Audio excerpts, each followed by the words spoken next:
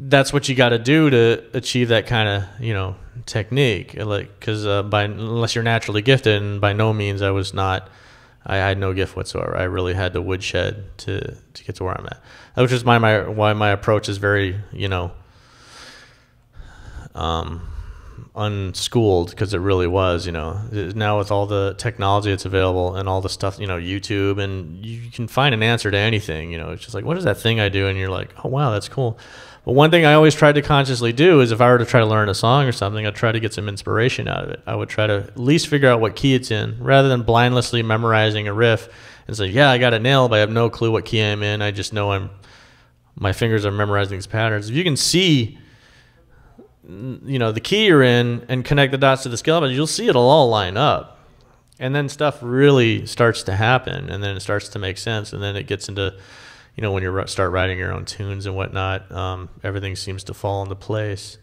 You know, the whole technique thing, there's no way around it. It's just, it's practicing, and a metronome is really important. And playing without distortion, with a clean tone. If you can, distortion tends to hide your mistakes. When you play with a clean tone, try to get all the notes even.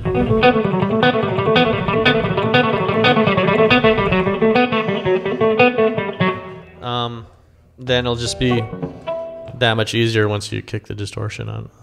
You know, one of the hardest questions I ever answered for one of my students, and it was the simplest question, and all he asked me was, how do you play? And I was like, I don't know. The pentatonic scale, the reason why it's chosen mostly, you know, for a lot of soloing and improv and whatnot, is a lot of the bad notes are removed. It's a 5-note scale. They're removing the second, the minor second, which is this note, and the major 6. So these 2 notes, which together are bad. But in a pentatonic scale, you've got this note, right? There almost isn't a bad note in there, and the one bad note you do hit, if you bend it up to the next note, becomes a chord tone. You know what I'm saying? So if you just got an E going,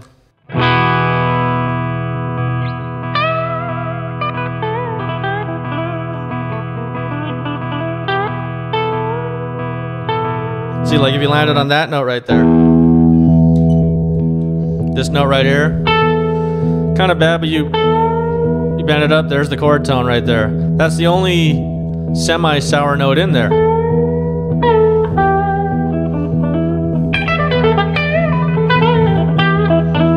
And since the pentatonic is so open and there's a lot of notes missing, there's room for embellishment. The blues note, which is the flat 5. That note you'd never want to end on, but that deliberately adds tension to the song.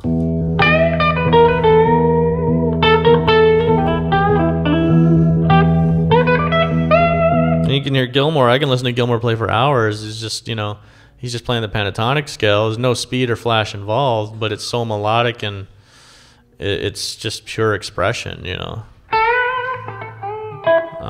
And yeah, the pentatonic scale kind of leaves room for that. There's a lot of ways to add notes in between, so as long as you fly past them, you know, you wouldn't want to end on the blues note because it's kind of sour, but if you zing past it to the next note in the scale that works, it adds that little extra flair to it, you know, that kind of gives it its distinct sound. So notes in between that make it sound the way it sounds, you know. It's not clean in the notes. You're picking particular notes twice, some notes once, some notes not at all. That's, yeah, that's too, because like if you sounded like, say, you know, like, nothing's syncing up, right? But if it's clean, for my money anyway,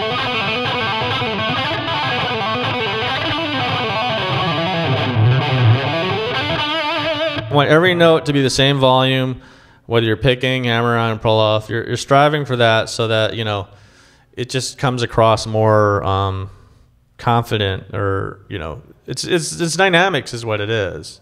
You know, if you're bending a note, it's like when you hear a guy bend a note sour, like, you know what I mean? It's just, it's not as expressive, you know, where you just bend it.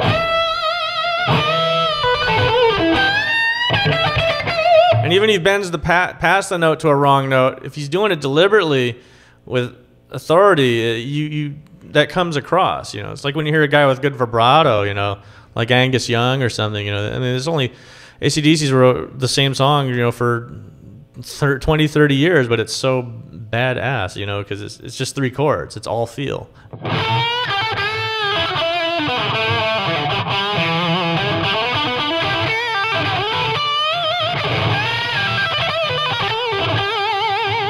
Plus the vibrato too, which is really hitting the right notes, you know, and knowing that they're right. That really comes across, and that comes out with just practice. But vibrato is probably the most overlooked thing, you know, and I like that more than hearing guys, you know, play fast. I'm more impressed with seeing a guy bend the hell out of a note really and have really wicked vibrato. That's hard to do. And How do you do that? you know, like I never consciously practiced it. It was just like I was trying to mimic my heroes. And then just all the mundane, boring stuff, sitting there going and trying to know what the chord notes are. It forced my ear to know that, you know, if I was bending and the note was wrong, to know that the note was wrong. By that point, I'd built so much strength in my hand that my ear knew when to stop. You know what I mean? It's like a muscle memory thing. You know what I mean?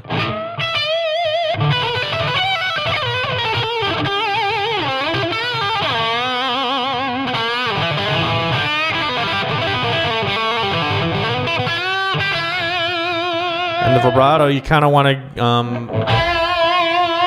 wiggle the note. It gives you room to make mistakes too, because if you hit a wrong note, you can kind of bend up to the right one, or just wiggle the hell out of it, and it'll sound deliberate. You know, like if I land, like right there's a wrong note. You don't want to land on that note, but if you bend it up to the right note and just wiggle it a little bit, it'll sound deliberate. You know, it just sounds like, hey, he meant to do that. Where it was just like, no, I just bailed out of that bad note like as quick as I could. You know. Any other? The last one. So you don't really play the pentatonic, or? No, I do. But what's great about it is knowing the diatonic scales, the regular 3-note per string scales. I can go in between the two, and I do that all the time. Like, if I'm playing a pentatonic scale.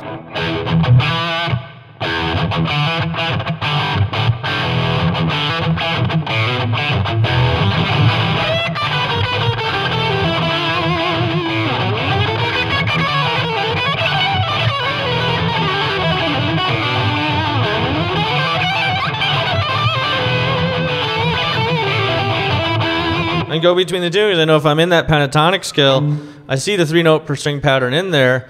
And another thing too, the 3-note per string pattern kind of enables you to play faster, really, because there's no way you're gonna do this lick 2 notes per string. It's not gonna happen, because then, I mean, like say for instance, just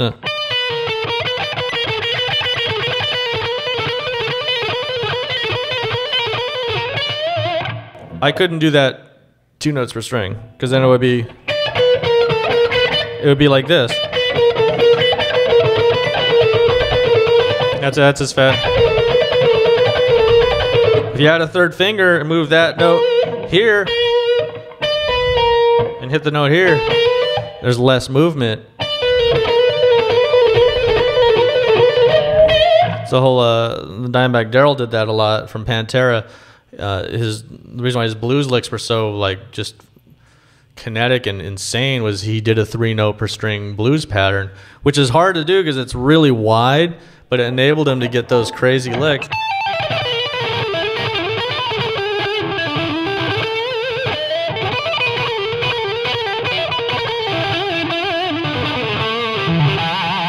You know, like in the combination with the vibrato and the 2-note per string licks, you know, that extra note was there. So we wanted to go more, you know, he could just fall back on that, you know. Any other questions on techniques or anything?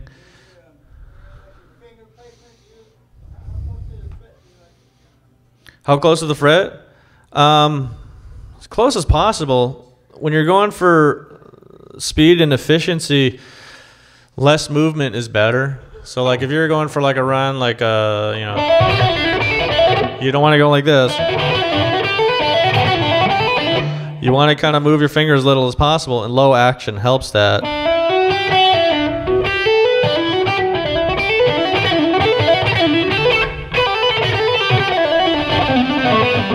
It's only for the fast licks. Now, like for the slower stuff, you can move them as much as you want.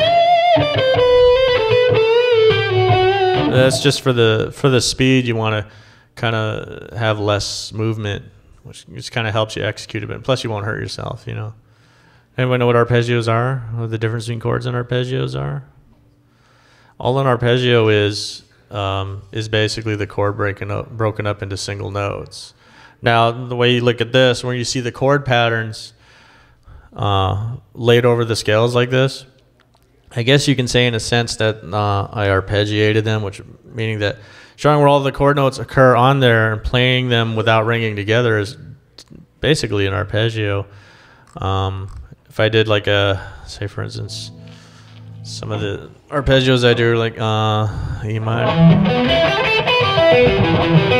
I'm sure you've all heard that kind of thing, you know, the whole neoclassical.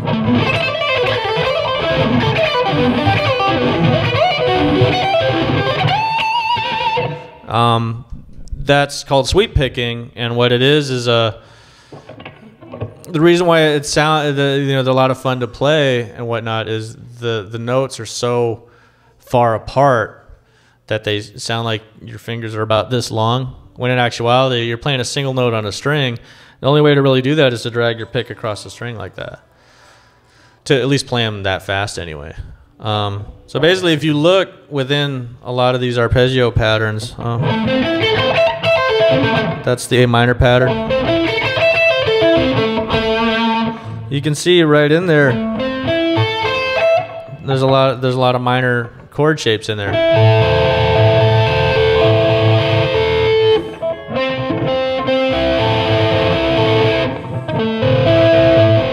Triads, double stuff. Now there's the whole Chuck Berry thing, you know, where he plays a lot of double stops and whatnot. They're just basically partial chords within a lot of the riffs he's playing, you know.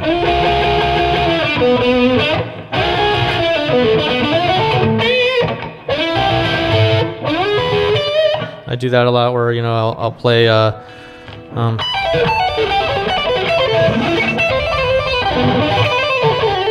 you throw them in between a lot of the licks. They just sound really cool, you know, but it does actually help with your melodic playing, because if you visualize the arpeggio, you don't necessarily have to play it straight up and down like that. That's just a technique. But if you see that pattern laid over this scale, over that B position, that B Phrygian position, you can see where the chord notes are and what you're trying to shoot for. So if you're playing like, say for instance B, I'll play, you know, a B.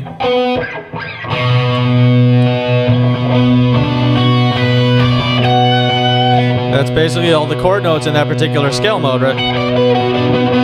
Seeing where those notes are kind of gives you a shortcut to the notes that sound good. So if you can visualize them within the scale pattern,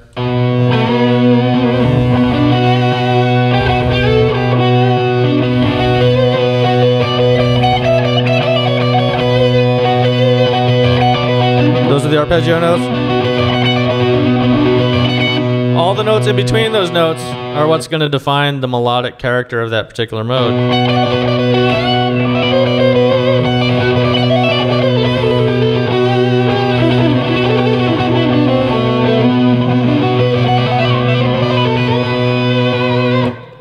And they aside from sounding really cool, you know, if you nail the lick, they're good to know just for your own melodic playing. And knowing where they occur everywhere on the neck kind of opens up the box, so to speak, you know. Because if you go right down the line and know where they all occur on the neck in that particular key, you got one arpeggio that goes with every particular mode pattern.